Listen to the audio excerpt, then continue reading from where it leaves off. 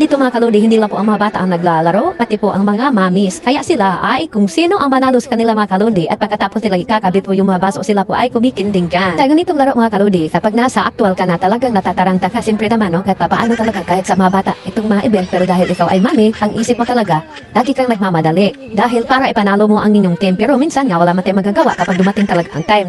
Hindi mo maiwasan na magkaroon ka ng nervyos dahil nga maraming nakatingin sa'yo. Pero ang mahalaga, ginawa mo na nag-participate ka para sa mga bata. Para din ang mga bata ay nag-i-enjoy na pinapanood ang mga mami. Kailang yan, ang mahalaga mga kalodi, nagpapatuloy ka sa ginagawa. Katulad din sa atin mga content creator. Huwag po tayong panghinaan ng loob, magkakaroon ka man ng problema o mahina ang Diyos natin mga kalodi. Ang mahalaga dyan, nagpapatuloy ka hanggat maabot mo. Hanggang maabot mo ang inyong tagumpay. Dahan-dahan lang, ang mahalaga mga kalodi, nagpapatuloy po tayo. Ang mahalaga, sarili mong video, ang mahalaga dyan, masaya ka. Sa totoo lang, mayroon naman kunting-kunting mga sintapo ang ating mga video. Ang mahalaga, ikaw ay mismo nagpapatuloy na gumagawa at huwag po tayong magsawa. Dahil kapag nagsasawa po tayo mga kalodi, ang inyong pangarap, ang inyong pananaw para sa pamilya ay hindi na po maabot dahil po ikaw mismo ay tumigil na. Bilang isang content creator mga kalodi, ito ay hindi karera. Ito po ay bilang isang content creator, magpapatuloy ka dahil mayroon kang plano at nais mo maabot.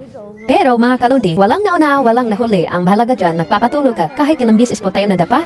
Ikaw ay mismong bumangon para maituwid ang tama mga kalodi. Sa ngayon mga kalodi, huwag mo nang isipin na agad-agad maabot ang inyong pangarap. Isipin mo muna, nag-i-enjoy ka sa mga upload mo, nag-i-enjoy ka na ikaw ay gustong-gusto mong makita talaga sa iyong sarili na may kakayanan ka at mayroon kang talent. Dati ikaw mismo ay taong mahiyain, pero ngayon, pinasukan mo ang bilang isang content creator, isang vlogger, ikaw na po ay makapalang buka sa paggawa ng mga content. Dati, ayaw mo humarap sa kamera. Pero ngayon, talagang porsigido ka dahil mayroon kang pangarap para sa inyong pamilya. Sa totoo lang mga kalodi, maraming pwedeng gawin natin na mga content. Basta ang mahalaga lang na hindi po tayo mapapahiya sa ating mga kaibigan, sa ating mga kamag-anak. Ang mga video po natin ay talagang kanais-nais po panoorin.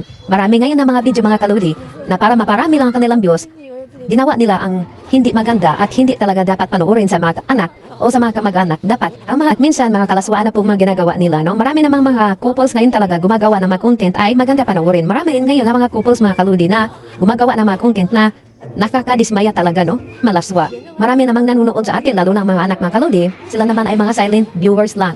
Pero pinapanood ng ating video, hindi lang yan mga nagko-comment, hindi lang din yan mga nagre-react. Ganda naman panoorin ang mga content creator mga kalodi, lalo na po sa mga couples, yung mga funnies video. Marami din ngayon na nanonood sa kanila. Kahit ako, yan ang mga hinahanap ko mga kalodi.